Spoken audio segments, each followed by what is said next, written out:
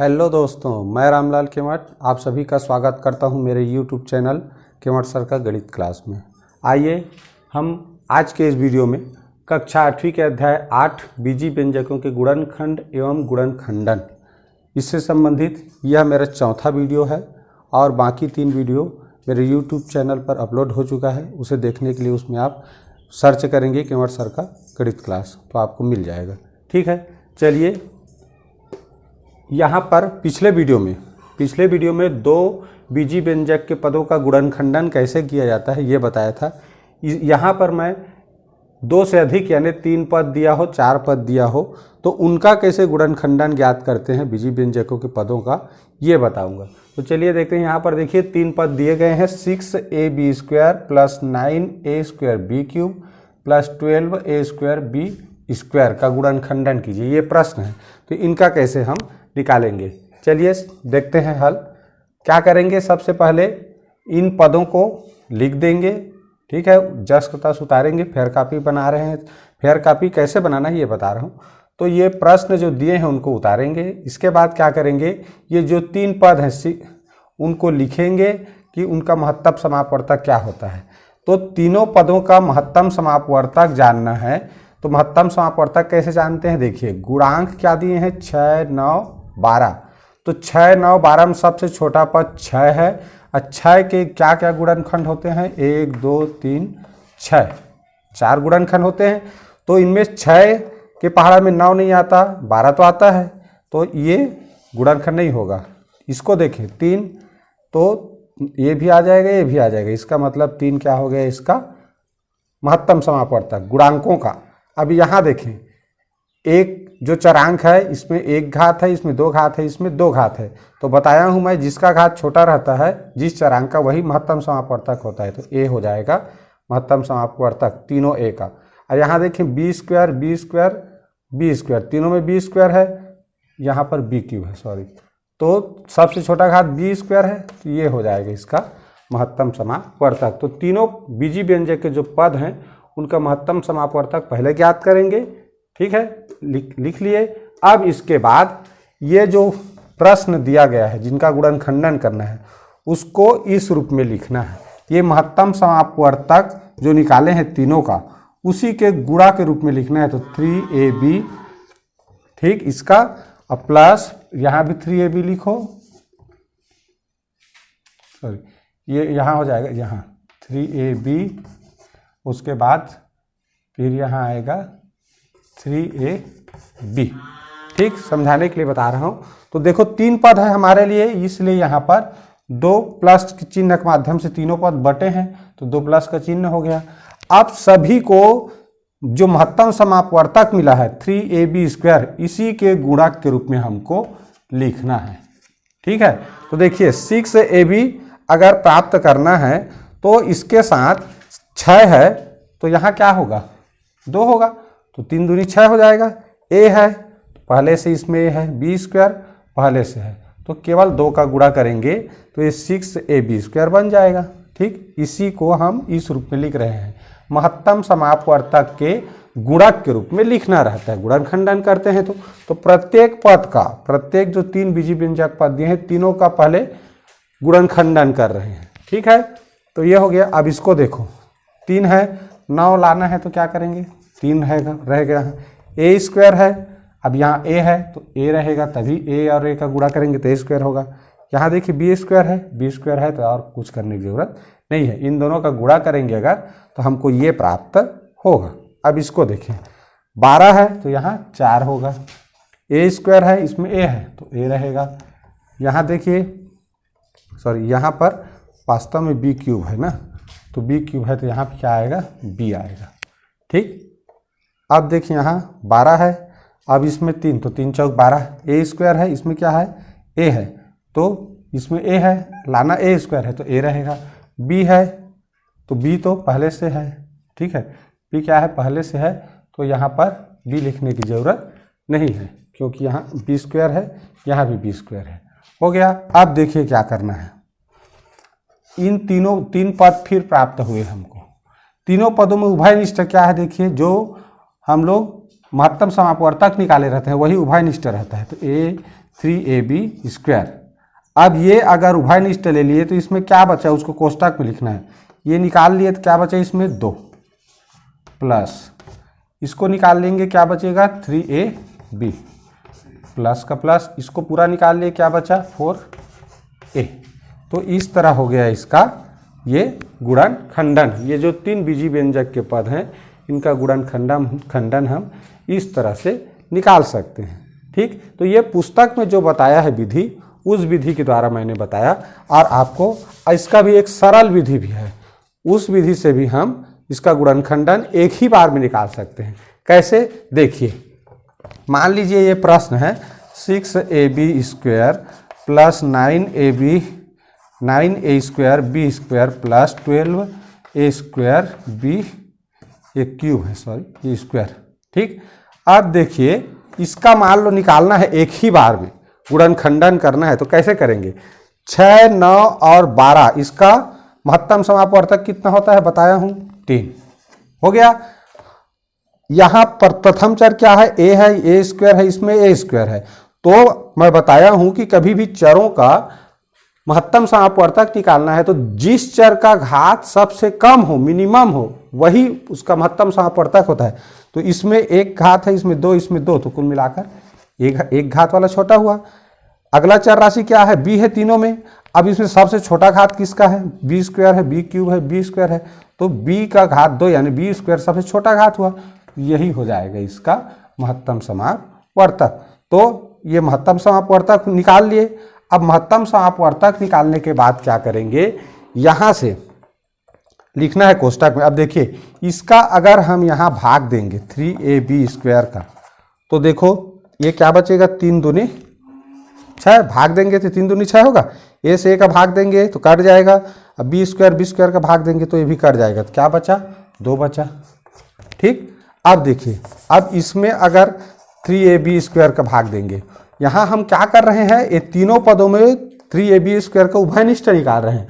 उभयनिष्ठ निकालने का मतलब होता है वास्तव में उस पद का जिससे उभयनिष्ठ निकाल रहे हैं उसमें से भाग देना रहता है प्रत्येक पद में।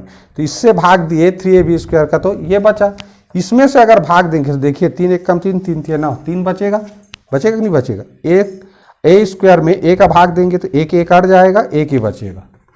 और यहाँ देखो b³ है, नीचे b² है तो एक b बचेगा, प्लस हुआ। आप देखिए यहाँ इसमें से भी 3ab² निकलेगा, क्या निकलेगा उभयनिष्ठ, तो इसमें भाग देंगे। इस तरह ये रफ करना है ना, तो 3 1 कम 3 चौक 3 चौक 12 होगा। a² में से a का भाग देंगे तो a बचेगा। अब b² में से b² का भाग देंगे एक बचेगा, तो नहीं लिखेंगे उसको। इस तरह ये क्या हुआ इसका गुणन खंडन। तो इस विधि से भी हम गुणन खंडन ज्ञात कर सकते हैं, और ये पुस्तक में ये वाला विधि दिया है। तो आगे हम हमारे जो प्रश्नावली में प्रश्न है इस विधि से गुणन खंडन ज्ञात करेंगे। आइए प्रश्नावली के प्रश्न की ओर बढ़ते हैं। ठीक है, देखिए प्रश्न लिखा है प्रश्न 2। प्रश्न 1 में खाली स्थान दिया है इसलिए यहाँ नहीं बता रहा हूँ, उसको आराम से बना सकते हैं। प्रश्नावली 2 में लिखा है गुणन खंडन कीजिए। हमारे पास गुणन खंडन करने के लिए 4 बीजी व्यंजक के पद हैं। देखिए किस तरह इसको हल करना है। सबसे पहले क्या करेंगे, ये जो बीजी व्यंजक के पद दिए हैं इनका महत्तम समापवर्तक निकालेंगे। तो लिखेंगे यहाँ 4ax व 6a² का महत्तम समापवर्तक बराबर क्या होगा, कैसे जानते हैं। देखिए 4 और 6 का महत्तम समापवर्तक क्या हुआ 2। a का न्यूनतम घात 1 है, a है, और x और y तो दोनों में x और y है, तो x इसमें नहीं है तो x को महत्तम समापवर्तक नहीं ले सकते। दूसरा जो चर है अलग अलग होने के कारण उसका महत्तम समापवर्तक 1 होता है, मैं पिछला वीडियो में बताया था। और 1 का यहाँ गुणा करेंगे तो वही संख्या प्राप्त होता है, इसलिए इन दोनों का महत्तम समापवर्तक क्या हुआ 2a। अब देखिए कैसे लिखेंगे, 2a को क्या लिखेंगे करेंगे हम इस तरह लिखेंगे 4ax प्लस 6a² का y। अब इसका जो महत्तम समापवर्तक आया उसको उभयनिष्ठ के रूप में लिखेंगे, तो 2a उभयनिष्ठ हो गया। अब देखिए पहले पद में 2a का भाग देंगे, तो 2a का भाग देंगे, इसको लिखना नहीं है यहाँ रफ के रूप में, अलग से करना है। तो 2a का भाग देंगे तो क्या 2 दूने 4, 2 आएगा भागफल, a का भाग देंगे तो a तो कट जाएगा आपस, क्या बचेगा x बचेगा, प्लस का प्लस। अब इसमें 2a का भाग देना है जो उभयनिष्ठ निकाले हैं, 2 1 कम 2 तिया, यहाँ 3 आएगा, a स्क्वायर में से a घट जाएगा, क्या बचेगा a और y का y। इस तरह हो गया ये प्रथम जो प्रश्न है उसका गुणनखंडन। ठीक है, चलिए अब देखते हैं दूसरा, ये वाला दूसरा, इसको देख लेते हैं पहले। इसको मिटा के चलिए इसको देखते हैं। पहले क्या करेंगे, दिए गए जो दो पद हैं उनका महत्तम समापवर्तक, तो a का पावर 5y व ab का क्यूब का महत्तम समापवर्तक ज्ञात करेंगे। गुणांक इसमें कुछ नहीं है, माने 1 है, तो 1 को नहीं लिखा जाता। निम्नतम घात देखिए प्रथम चर पे कौन सा है a, और y और b चूंकि अलग अलग, दूसरा जो घात है वो अलग अलग घात है, तो अलग अलग घात हो तो उसका जो महत्तम समापवर्तक होता है 1 होता है, तो a के साथ 1 का गुणा करेंगे तो भी a ही प्राप्त होगा, इसलिए 1 को लिखने की जरूरत नहीं है। 1 गुणक रूप में हो तो उसको नहीं लिखा जाता।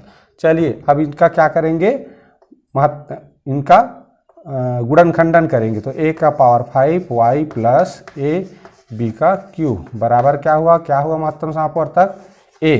तो a को क्या करेंगे, उभयनिष्ठ लेंगे, इन दोनों में a उभयनिष्ठ लेते हैं, अगर a से भाग करते हैं तो यहाँ क्या मिलेगा, a का पावर 4 बचेगा, a घट गया, और क्या बचा y बचा, प्लस a से भाग करेंगे इसको अगर, तो a तो कट जाएगा, क्या बचेगा b क्यूब।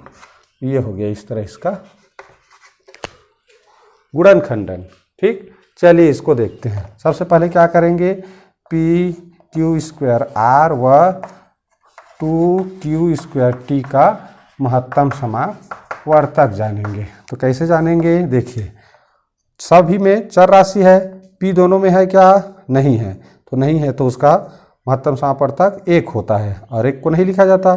q दोनों में है, दोनों में q स्क्वायर है, निम्नतम घात दोनों बराबर, तो q स्क्वायर मिल गया।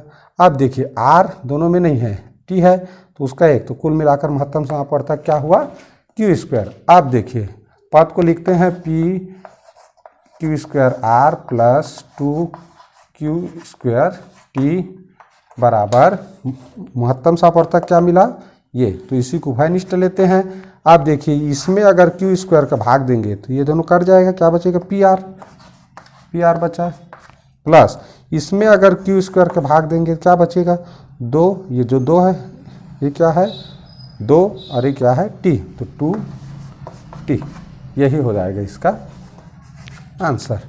ठीक, तो देखिए यहाँ पर गुणांक दिया था लेकिन 1 और 2 था, जब भी छोटा संख्या हो तो छोटा संख्या, तो यहाँ 1 है यहाँ 2 है, 1 ही होगा, तो 1 को लिखने की जरूरत नहीं है। चलिए नेक्स्ट देखते हैं, ये थोड़ा अलग है।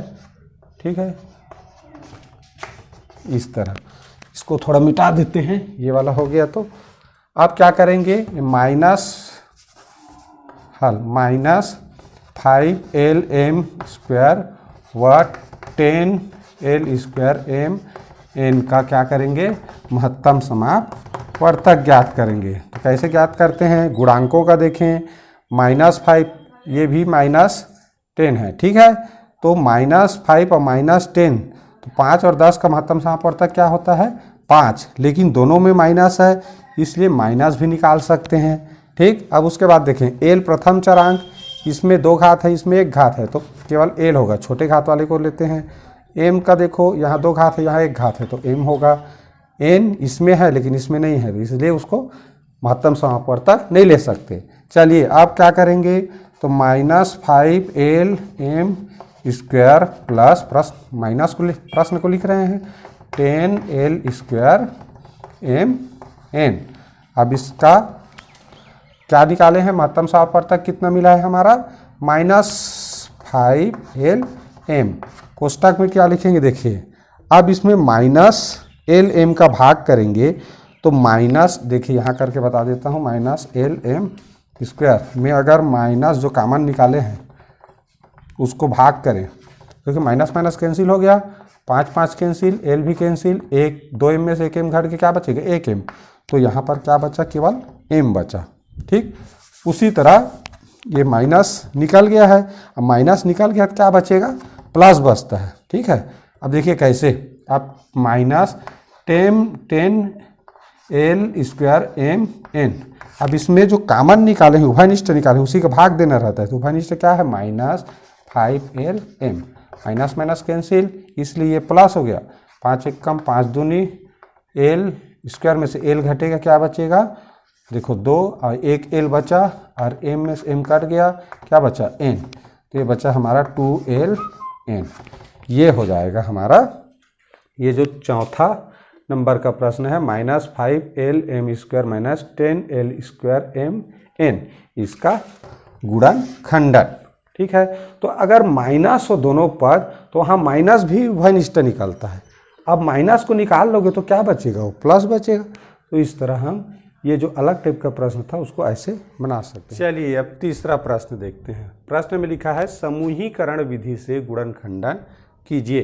तो यहाँ पर देखिए हमारे पास बीजीय व्यंजक के 4 पद हैं, तो 4 पद दिए हों तो 2-2 पदों का एक समूह बनाते हैं, वही समूहीकरण कहलाता है। ठीक है, चलिए देखिए क्या करेंगे, 2x² y + 6xy², इसका एक समूह बना दिए, प्लस चिन्ह है बीच में, अब 4x + 12y का एक समूह बना दिए। ठीक, अब इनमें इनका देखें उभयनिष्ठ निकालेंगे। उभयनिष्ठ किसको निकालते हैं, दोनों पदों के महत्तम समापवर्तक को, तो इसका 2 हो गया, दोनों में x घात, इसका x घात छोटा है x y, दोनों में इसका 1 घात है इसका 2 घात है, तो y कॉमन निकलेगा।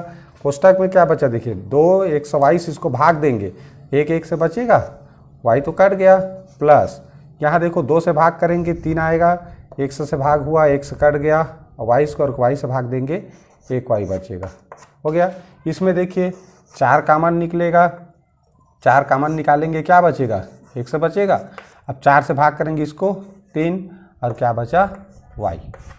ठीक है, अब देखिए अब हमें फिर 2 पद प्राप्त हुए, ये और ये, तो इस दोनों पदों में देखो x + 3y x + 3y उभयनिष्ठ है, यानी दोनों में उपस्थित है, तो इसको निकालेंगे कॉमन, तो x + 3y निकल गया अलग से। अब बचा क्या, ये वाला पद में से x + 3y निकल गया, तो ये बचा, उसको अलग से कोष्टक में लिखेंगे, प्लस का प्लस। अब इसमें से निकाल लिए हैं तो क्या बचा, प्लस के उस पार 4, तो यही क्या हो जाएगा इसका आंसर। तो ये पहला ए जो प्रश्न है इसका आंसर इस तरह होगा। ठीक, उसके बाद देखिए दूसरा, ये प्लस वाला चिन्ह वाला था, एक माइनस वाला लिया हूँ ताकि सभी तरह के प्रश्न बनाना है।